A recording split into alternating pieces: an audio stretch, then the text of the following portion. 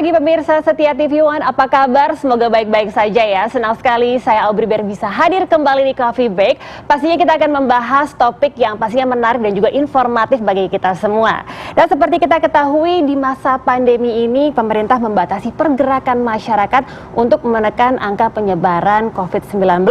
Namun kalau kita berbicara mengenai kebutuhan bahan pangan dan juga makanan, ini memang mutlak dibutuhkan bagi setiap orang. Nah, terbatasnya gerak masyarakat menjadi peluang dan juga momentum bagi salah satu badan usaha milik negara PT Bandagara Reksa atau BGR untuk ikut serta berkecimpung dalam bisnis distribusi bahan pangan melalui aplikasi online Warung Pangan.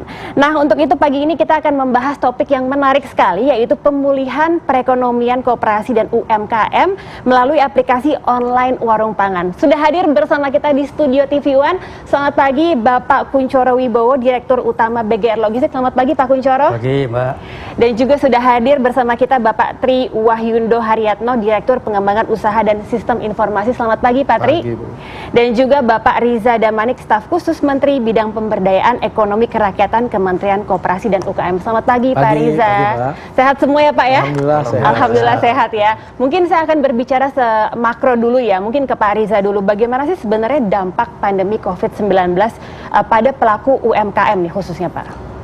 Beragam ya Mbak ya, tidak sama semuanya. Ada yang memang sulit untuk tumbuh karena memang usahanya dalam kualifikasi yang sulit untuk tumbuh ya akibat dari pandemi COVID ini. Tapi ada yang memang bisa tumbuh, di antaranya misalnya produk pangan. Kalau kita bisa baca survei atau hasil BPS yang terbaru itu menunjukkan kuartal pertama ke kuartal kedua satu-satunya sektor yang tumbuh signifikan 16% itu adalah sektor pertanian ya, pangan kita. Nah, ini menjadi momentum sesungguhnya. Nah, yang kedua yang tumbuh juga adalah UMKM kita yang masuk ke dalam ekosistem digital. Ya, ini tumbuh pada angka 19 sampai 26%. Nah, mereka yang sudah masuk ke dalam ekosistem digital ini sayangnya belum banyak di Indonesia. Angkanya baru sekitar 13% saja atau sekitar 8 juta UMKM. Sebagian besar belum. Maka oleh sebab itu kalau kita lihat di sektor pangan, sesungguhnya tadi ya bahwa di hulunya produksinya berjalan. Ya, tapi ada dua isu yang belum terjawab pada saat itu di awal-awal pandemi. Satu terkait dengan distribusinya, ada tantangannya sendiri, dan yang kedua adalah terkait dengan penyerapannya. Perlu ada kepastian penyerapan.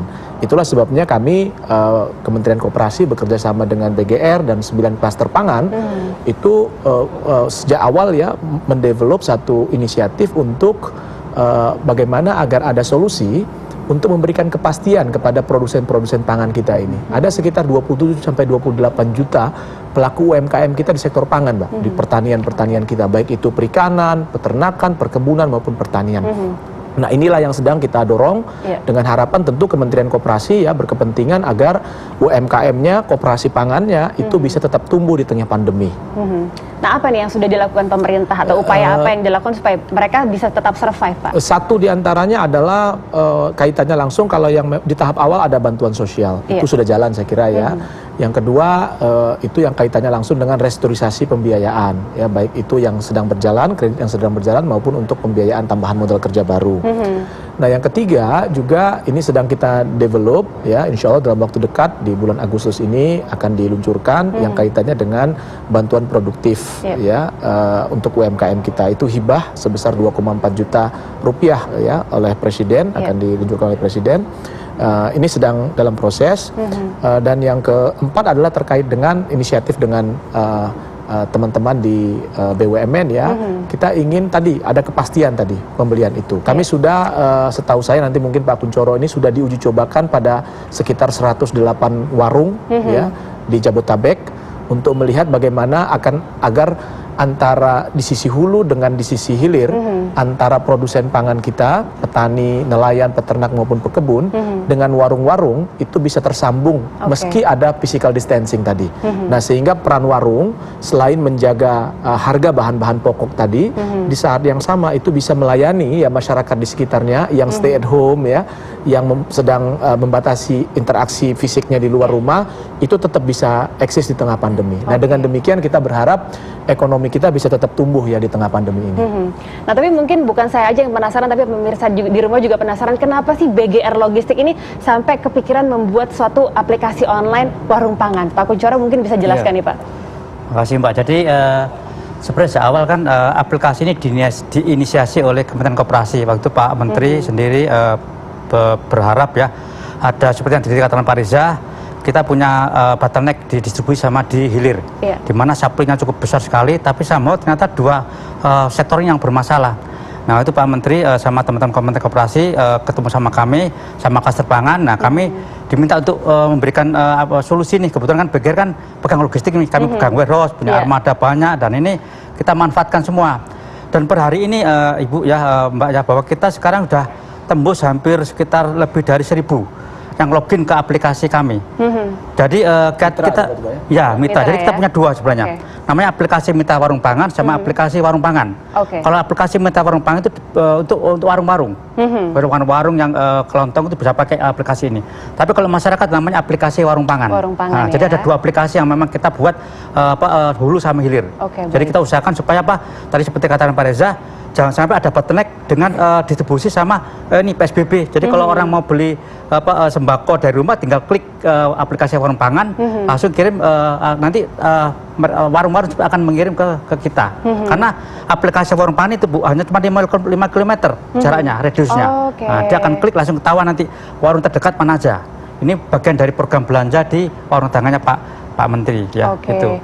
Nah, saya ingin tahu juga mungkin apa sih warung pangan itu gitu, dan apa aja komoditi yang dijual di sana, dan bagaimana caranya untuk mungkin membeli. Mungkin Anda semua penasaran, tapi jangan kemana-mana, kita akan kembali setelah jeda, tetap di Coffee Break.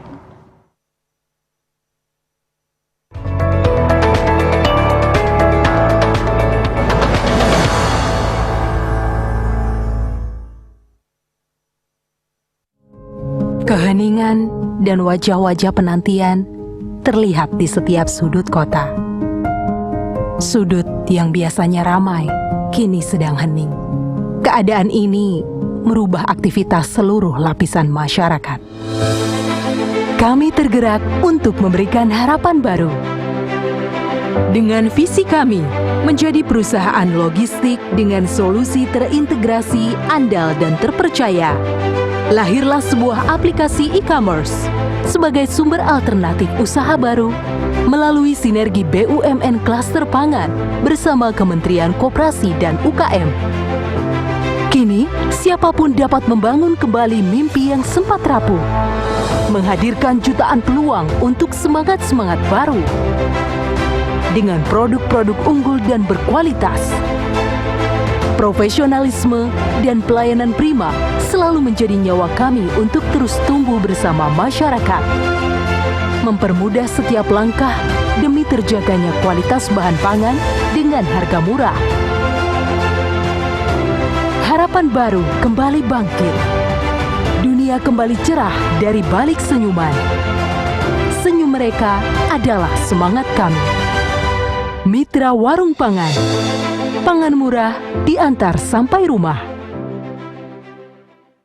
Ya, kita kembali di Coffee Break, masih bersama saya Aubri Ber. Nah, tadi kan kita sudah membahas mengenai warung pangan. Tapi apa sih Pak sebenarnya warung pangan itu? Mungkin Pak Kunchoro bisa jelaskan Pak. Oke, jadi tadi saya katakan ada dua aplikasi. Jadi aplikasi Mitra Warung Pangan itu untuk warung ya, sama aplikasi Warung Pangan untuk masyarakat. Dan mereka bisa download di App Store sama Play Store langsung ya. Jadi kalau aplikasi Mitra Warung Pangan itu adalah aplikasi di mana warung-warung itu bisa membeli produk kami sembako khususnya ya dari BUMN Klaster Pangan. Tinggal klik beras, minyak goreng, telur dan seterusnya ke kami. Nanti dari kami nanti akan ngambil dari sebagai off taker, ngambil dari koperasi petani peternak. Nah, nanti itu yang akan kita ambil dari mereka, kita beli dari mereka. Jadi petani peternak mendapat kepastian untuk produknya dibeli oleh BUMN. Dan BUMN punya kepastian produknya dijual ke UMKM. Dan UMKM punya kepastian dijual ke masyarakat. Nah, itu yang kita lakukan. Baik, jadi dari hulu ke hilir gitu ya. Betul, Pak ya, semuanya ada. Tapi komoditinya apa aja nih Pak? Mungkin Pak Tri bisa jelaskan yang dijual di warung pangan ini. Ya, baik. Untuk sementara ini komoditi yang kita jual itu benar-benar komoditi yang bahan pokok ya. Itu seperti beras, kemudian minyak, kemudian ada gula, ada tepung ya. Bahkan juga telur pun juga ada. Nah, untuk telur karena ini kan barang hidup ya, kita istilahnya ada expiry-nya. Jadi kita juga membuka layanan pre-order ya. Bahkan ke depan kita juga mau buka ikan dan daging. Cuma kita akan uji coba dulu di telur dengan melakukan pre-order.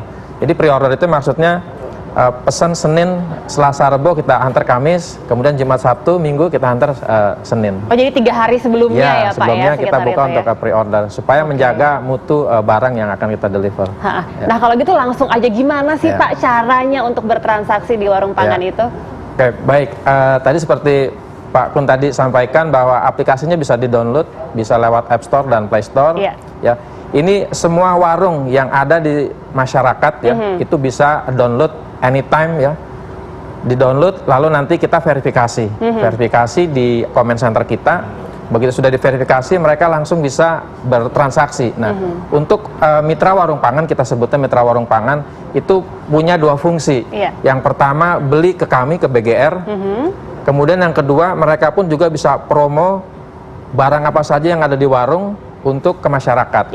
Sehingga nantinya kalau masyarakat juga mendownload aplikasi aplikasi warung pangan, nanti ketemu tuh. Jadi rumah tangga bisa order ke warung-warung yang radiusnya 2-5 km di sekitar masyarakat tersebut.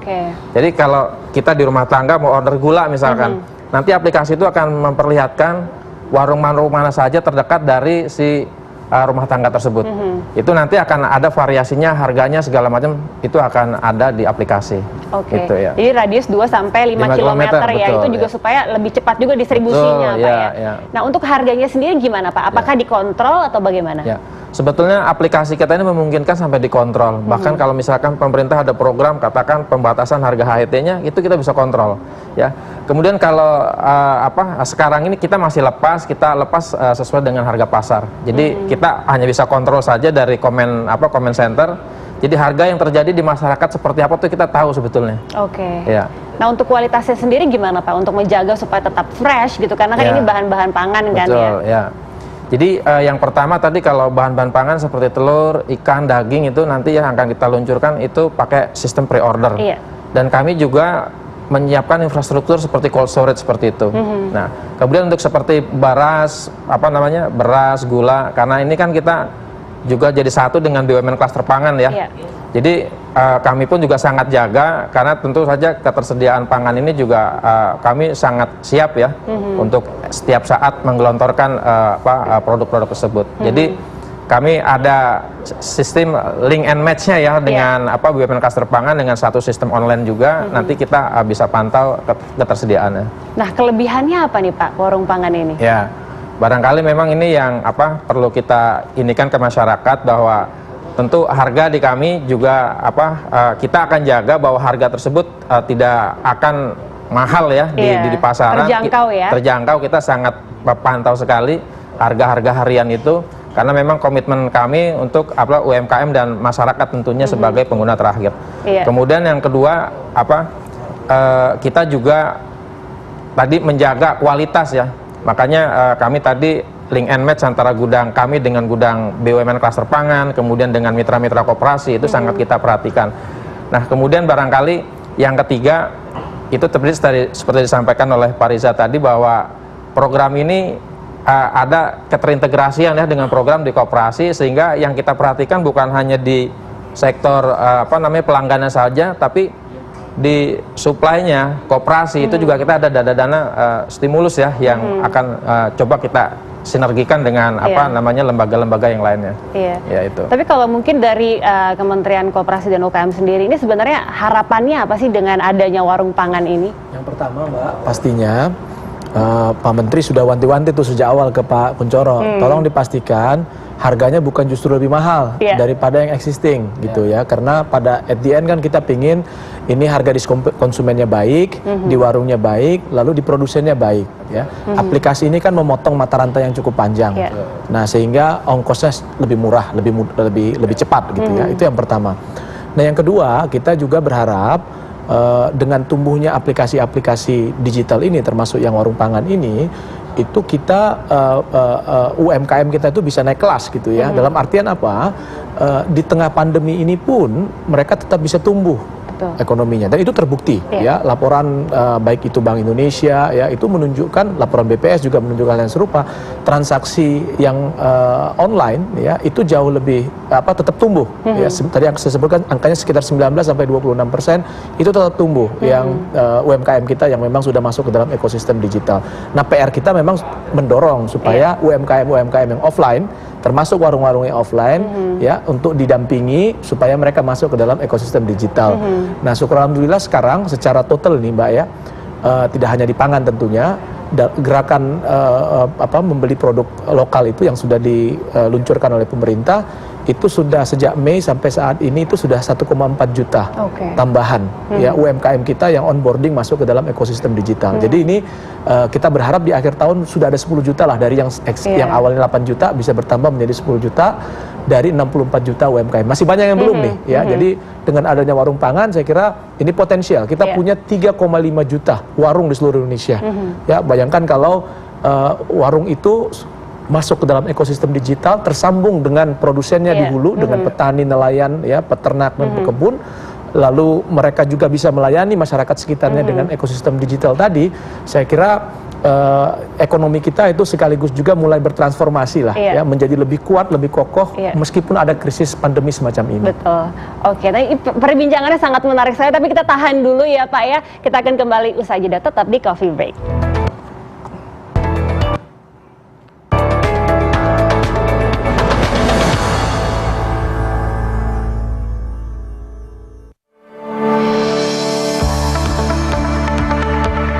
Sejak saya menjadi mitra warung pangan, saya lebih bahagia. Sejak saya bergabung menjadi mitra warung pangan, saya bisa kulaan barang dengan harga bersaing dan barangnya diantar sampai rumah tanpa biaya tambahan. Free ongkir, nggak pakai ribet, pilihan pembayarannya banyak. Mitra warung pangan, pangan murah, diantar sampai rumah.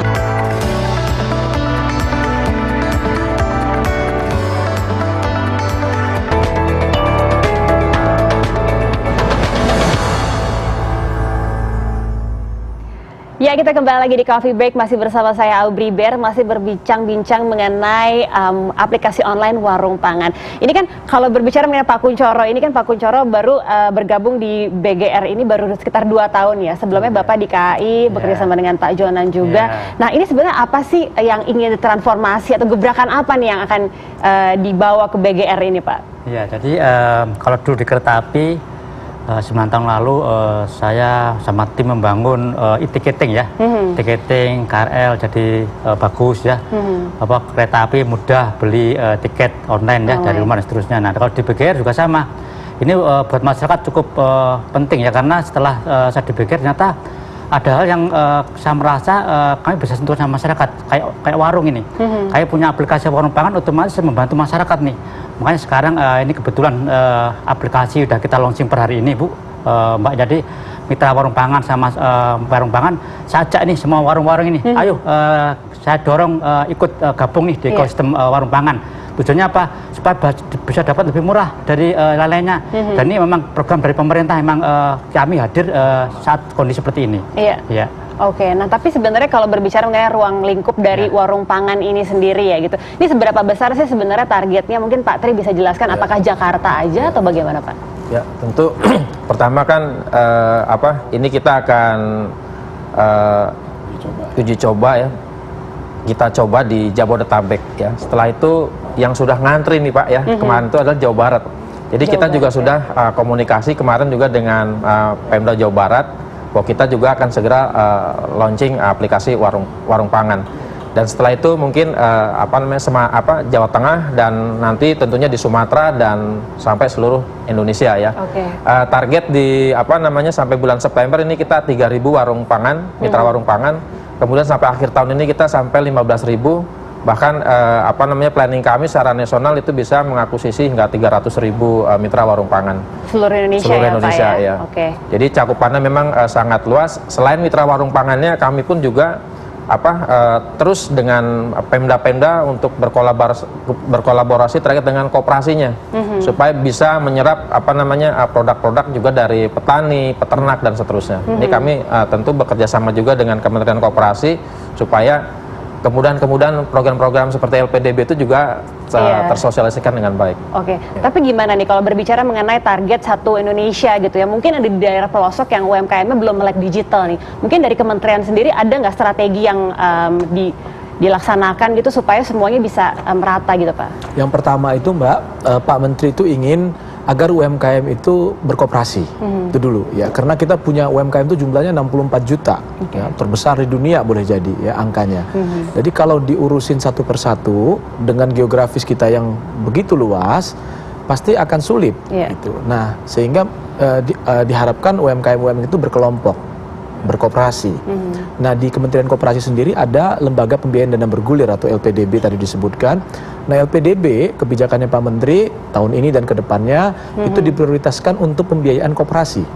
Jadi kami mendorong agar mereka nanti yang bergabung ya UMKM yang bergabung di dalam koperasi itu mendapatkan pembiayaan dari LPDB dan di dalam proses pembiayaan itu juga di sana ada pembinaan, ada pendampingan termasuk yang kaitannya dengan Go Digital itu ya, karena kita sebenarnya kan kalau di Indonesia praktis akses terhadap internetnya sudah relatif lebih luas ya daripada sebelum-sebelumnya.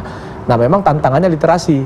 Ya, ada sebagian dari kita yang khawatir untuk masuk ke dalam ekosistem digital, ya takut pajak ya atau takut nanti ada ongkos atau bahkan tidak dibayar dan seterusnya.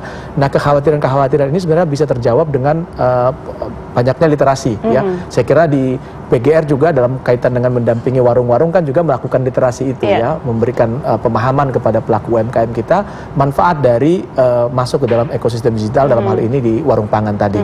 Paling tidak dalam hemat kami Mbak ada 3 yang biasanya manfaat besar dari masuk ke dalam ekosistem digital itu. Yang pertama adalah biaya yang kompetitif ya. Pastinya dia kalau masuk ke dalam ekosistem itu terhubung langsung dengan hulunya atau terhubung langsung dengan buyernya, maka tadi yang rantai yang panjang itu bisa dipotong sehingga biaya produksi menjadi lebih murah, keuntungan yang dapat lebih murah, konsumen juga jauh lebih rendah ya pembelian yang harga yang dibelinya. Nah, yang kedua, keterlibatan partisipasi ibu-ibu rumah tangga ya, perempuan ya, apabila mereka lebih banyak aktivitas di rumah misalnya, dengan masuk ke dalam ekosistem digital mereka bisa tersambung ke warung, ke nasional atau bahkan ke internasional.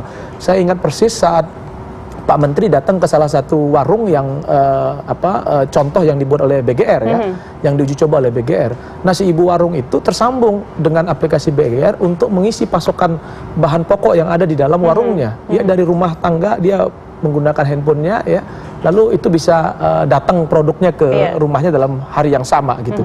Nah, dalam situasi seperti itu kan pasti ini akan memudahkan. Beliau tidak perlu pergi ke pasar, tidak perlu kemana-mana. Gitu. Nah, yang terakhir adalah terkait dengan tentu ini peran pemerintah sendiri ya. Kalau seandainya UMKM kita masuk ke dalam ekosistem digital semacam ini, situasi seperti sekarang ini, tentu kan aksesnya terhadap program-program pemerintah ataupun inisiatif-inisiatif kebijakan pemerintah itu akan jauh lebih cepat, Mbak. Ya, misalnya di tengah pandemi, physical distancing semacam ini kan kalau sudah masuk dalam ekosistem itu kita berharap nantinya stimulus yang bisa disalurkan dengan mudah, dengan cepat, lebih akurat begitu ya, dan itu akan sangat membantu saya kira kita ke depannya. Oke, baik. Dan apalagi hari ini bertepatan dengan hari ulang tahun BUMN juga ya, semoga hari ulang tahun UMKM maksud saya. Itu semoga semakin maju lagi nanti jadi juga targetnya juga terpenuhi ya. Oke, baik. Terima kasih Bapak-bapak atas perbincangannya, sangat menarik sekali, dan jangan lupa pemirsa Setia TV untuk selalu saksikan Coffee Break di hari dan jam yang sama. Saya Aubrey Bera pamit undur diri. Terima kasih, sampai jumpa.